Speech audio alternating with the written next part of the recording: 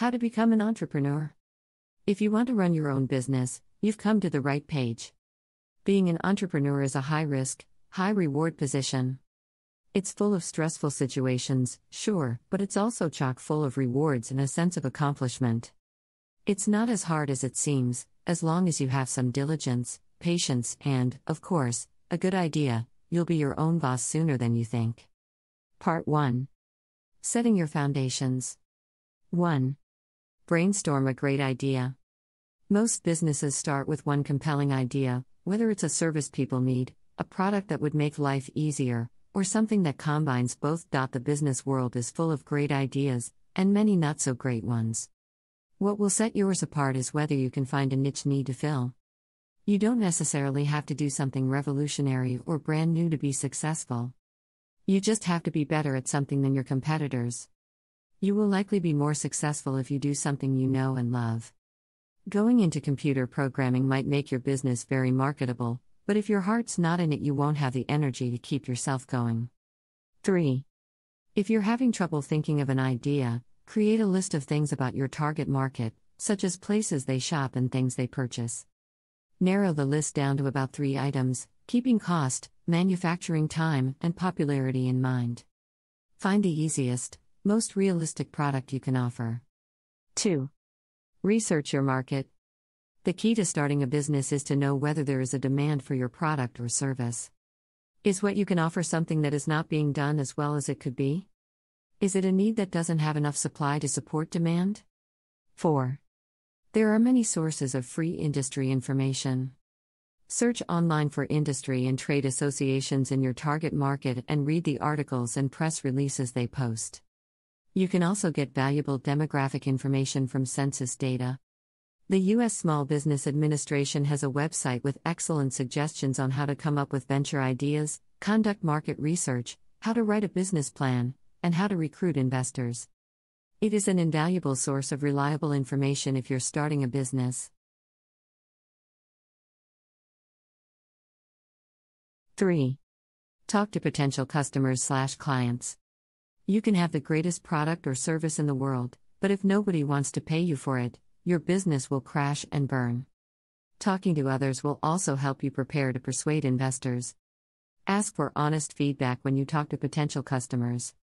Your friends may try to be nice to you when you propose your idea, but critical feedback that points out weaknesses or problems will be much more useful, even if it isn't always easy to hear. 4. Determine what you can risk. Entrepreneurship is always a game of risk and reward, but often the risk is greater, especially in the beginning. Take stock of all your assets and figure out how much money, and time and energy, you actually have to invest. In addition to considering your savings, credit, and other sources of capital, consider how long you can afford to go without making a profit. Small businesses are rarely profitable immediately. Can you afford to not draw a salary for perhaps several months or even a few years? 5. Understand the idea of acceptable loss. According to Forbes, acceptable loss is the idea that you should first determine the possible downside of your business venture and then invest only what you can actually afford to lose should your business turn out differently than you'd hoped. This limits the scale of failure if your venture doesn't work out. 6. Commit to a goal, not a plan. One of the most important things in becoming an entrepreneur is flexibility. You can't control everything about your business, and adaptation is vital to survival. If you're overly committed to a plan, you may sabotage yourself. Part 2. Writing your business plan. 1. Create a business plan. A business plan typically describes what your company does, whom does it serve. What does it provide? Provides a market analysis, includes a detailed description of the product or service, and projects the expected financial future of your company for the next 3 to 5 years. If you are hoping to attract investors, they will want to see a detailed, thorough business plan. 2. Write a company description.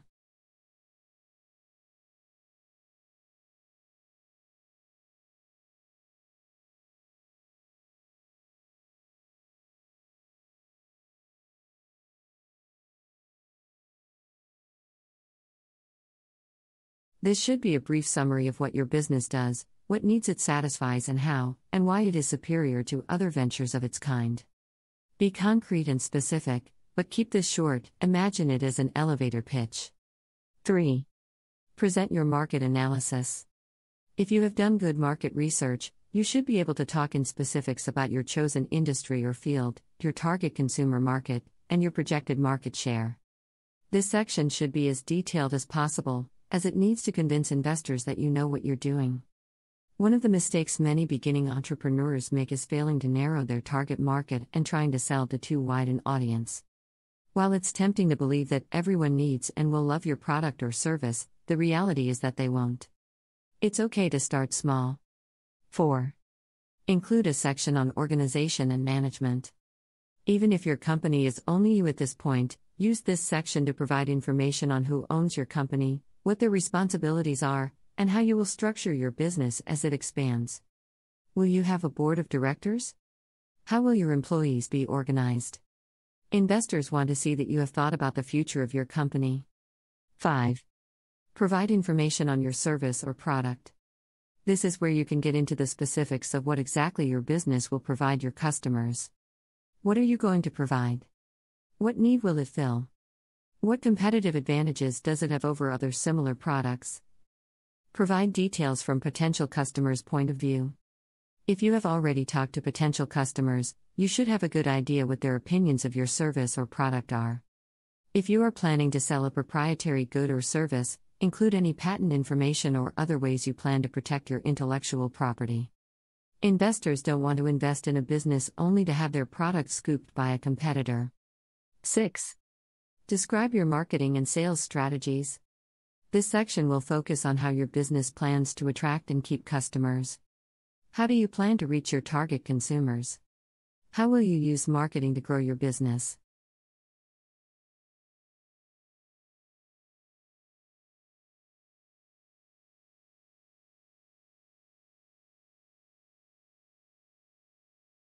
Do you already have potential customers lined up, or will you have to start completely from scratch? 7. Outline a funding request. If you are seeking investors or a bank loan, you will need to state exactly what you need to get your business started. You should include any amount you are investing yourself, how much money you need from your investors, and, most importantly, how you plan to use this funding. Investors like specifics. A funding request that just says I need $1 million is less likely to be persuasive than a request that breaks down costs and expenditures. 8. Outline your financial projections. If you're just starting out, you won't have much historical financial data to work with. You should include any collateral you have that can guarantee your loan, but only list what you can truly afford to lose. You should also include information on prospective financial data. This may seem like simply making up numbers, but it should incorporate the data from your market analysis. How well are your competitors doing? What do their expenditures and cash flows look like? You can use these to help you make projections for your company. Make sure that your financial projections match the figures in your funding request. If your projections show that you will need $500,000 but you've only asked for $200,000, this could suggest to investors that you haven't done your homework. 9. Include appendices, if necessary. If you are just starting out, you may want to include other documentation to boost your credibility. Items such as letters of reference that can speak to your qualifications and skills or a credit history may be useful. 10. Write your executive summary. This actually goes at the very beginning of the business plan, but you'll need to wait to write this until you've thought the rest of the plan out. The executive summary is a snapshot of your venture as a whole, its goals, its mission statement, and an introduction to yourself and your company. As a new entrepreneur, you should highlight your background and experience with your chosen product or service. It should be no longer than 1 page. Part 3. Preparing your pitch. 1. Develop an elevator pitch. This type of pitch is called an elevator pitch because it should be concise and informative enough to let someone know who you are, what your business does, and why they should be interested, all in the time it takes to ride an elevator. First, consider the problem or need that your venture addresses. This is often effectively stated as a question, which is why TV advertisements often begin with questions such as "Did you know that?" Or "Are you tired of?" Or "Have you ever had a problem doing?" Second, consider how your product or service fixes the issue you've identified. This should be no more than 1 or 2 sentences, but should be as specific as possible without getting into jargon. Third, describe the main benefit of your product or service. This could be a description of how it achieves something for the customer, or how it outperforms your competition. Finally, consider what you need from investors to get your venture going. This part can be longer, because it needs to express your basic needs, your experience and credentials, and why your investors can trust you to succeed. Keep your elevator pitch short. Many experts suggest that it should not be longer than 1 minute. Remember, attention spans are short. Hook your audience quickly, or you may not hook them at all. 2. Create a PowerPoint that summarizes your business plan. This should summarize all the information in your business plan. You should be able to deliver it, without rushing, in about 15 minutes. 3. Practice your pitches. You will likely be jittery about pitching your business at first, so get in some practice. You can rehearse delivering your elevator pitch and discussing your business plan with friends, co-workers, and other colleagues. 4. Ask for feedback. You will probably make mistakes at first. Ask the people you practice with for honest feedback. Were you expressing your ideas clearly? Did you sound nervous? Did you talk too quickly or too slowly? Where do you need to explain more, and are there explanations you could cut? Part 4. Taking your ideas to others. 1. Network, network, network. Attend trade and industry shows in your field and talk with exhibitors. Join relevant professional associations. Build a strong social network with other entrepreneurs, both online, using social media and professional sites like LinkedIn, and in person. Attending networking events such as local fairs hosted by your Chamber of Commerce is a great way to connect with other entrepreneurs in your area. These connections can provide you with support, ideas, and opportunities. Be generous to others. Don't consider networking with other entrepreneurs only in terms of what they can give you. If you offer advice, ideas, and support to others, they will be more likely to want to help you as well. Nobody likes to feel exploited. Pay attention to others' ideas. Even if you're in direct competition with someone, you can probably still learn from them. You can learn from others' mistakes as well as their successes, but only if you listen to them. 2. Develop a strong brand. You need to be able to effectively communicate your business to others in person and online, and that means having a strong brand presence. Professional-looking business cards, a website, and social media accounts, Twitter, Facebook, Pinterest, YouTube, etc. that provide information about your business in an attractive, cohesive way will help show that you're serious about your venture. It will also give people the opportunity to look you up and learn more about you. Look at the websites and branding of some successful companies.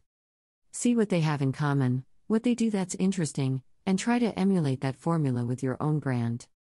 Never steal or copy someone else's intellectual property, though. Consider starting a professional blog, especially if you are in a service field. This can be an excellent way to show off your experience and ideas and help investors and customers get to know you. 3. Ask network contacts to refer you to investors.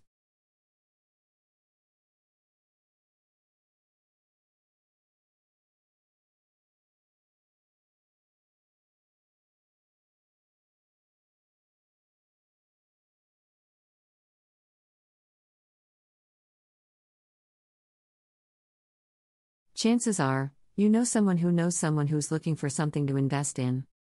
Many investors won't consider blind submissions, business plans sent without invitation, but are happy to hear a pitch from an entrepreneur recommended by someone they already know and trust. Remember to return this favor whenever possible. People are more likely to want to help you if they feel that you will help them win and if you can. Goodwill is essential for an entrepreneur to have. 4. Acquire investors. Pitch your idea to any potential investor to get money to start your company. The type of business you're starting will help determine who wants to invest in it. Networking is an excellent way to hear about investing tips and opportunities. Keep in mind that venture capitalists, often referred to in the business world as VCs, are focused on 2 things: how much money investing in your business will make them, and how soon that profit will happen.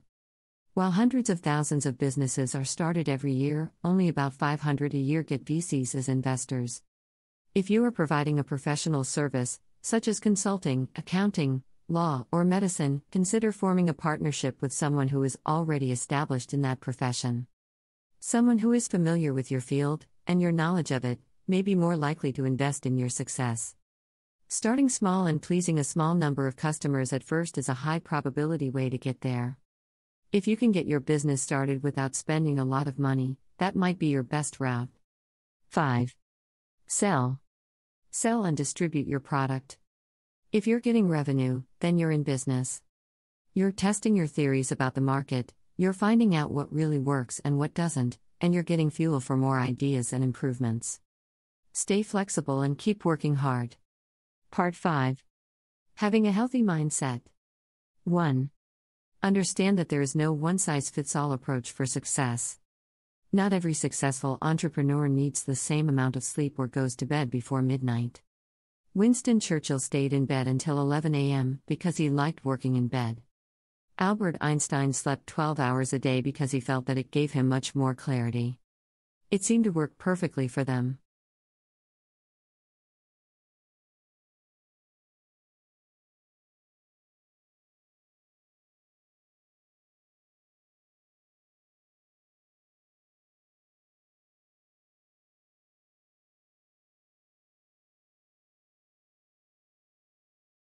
Don't just follow the same routines the most successful people adhere to. Create your personal routines. Make time for yourself and your routines, especially when you are busy. 2. Create a business plan that fits into your life, not the other way around. Much of the advice for entrepreneurs is centered around finding ways to make time for themselves between their business activities. Do it the other way around and find a business structure that fits into your life. Evaluate if your personal goals are still compatible with your business goals. If yes, and you are energized and motivated, then keep going. If not, try to find ways to make your business fit into your life better. 3. Avoid loss aversion. Is your investment in the business the only reason that is keeping you from reinventing your business? It's a common but also very irrational thought. The psychological phenomenon loss aversion describes why this feeling is irrational. Loss aversion makes us feel more depressed at the loss of $100 than happy at winning $100. For instance, it's a typical mistake that stock investors make. After buying a stock, investors are likely to hold on to their stocks even though they may have lost a tremendous amount of money. People just hate to sell something at loss. They hold on to the stock, although the most rational action would be to sell their losing stocks and invest what's left of their money in a more promising stock. Cut your losses and reboot. Come up with a better strategy and do not focus on what you have lost but focus on what you can win with your changes. 4. Be realistic. Starting your business while you have another stream of income can be less stressful. Try to obtain a part-time position, where you can learn valuable lessons for your own business in a related industry, learn a transferable skill, like marketing and SEO, or where you could network in your business area. Don't expect to build your empire overnight, it is totally normal to start out small. 5. Take a vacation. Take a couple of days off or go on a vacation regularly.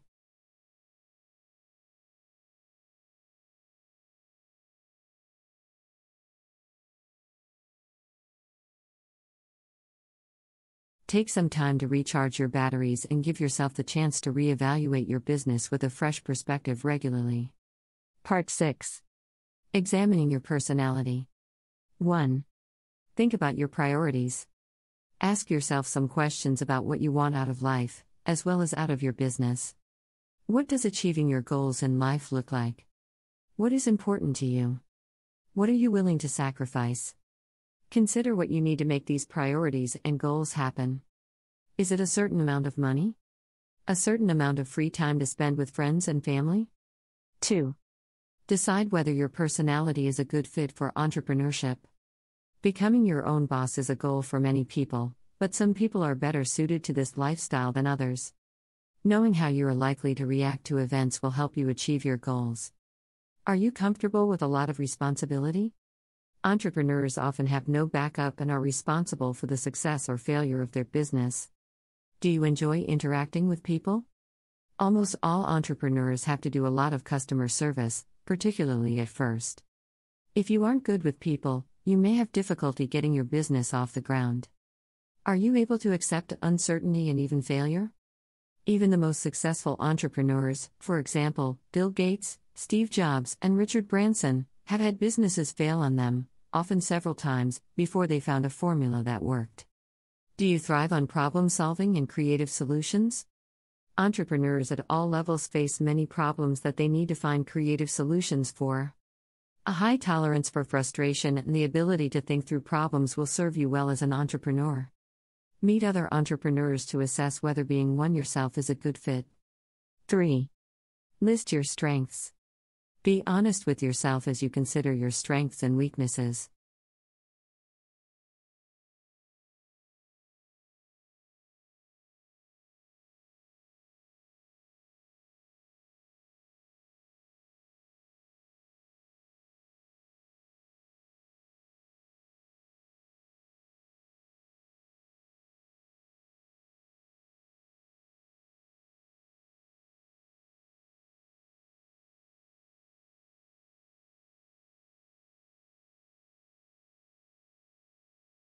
When you talk to potential investors or sell to clients, you will need to have a very clear idea of what your strengths are so you can communicate them to others.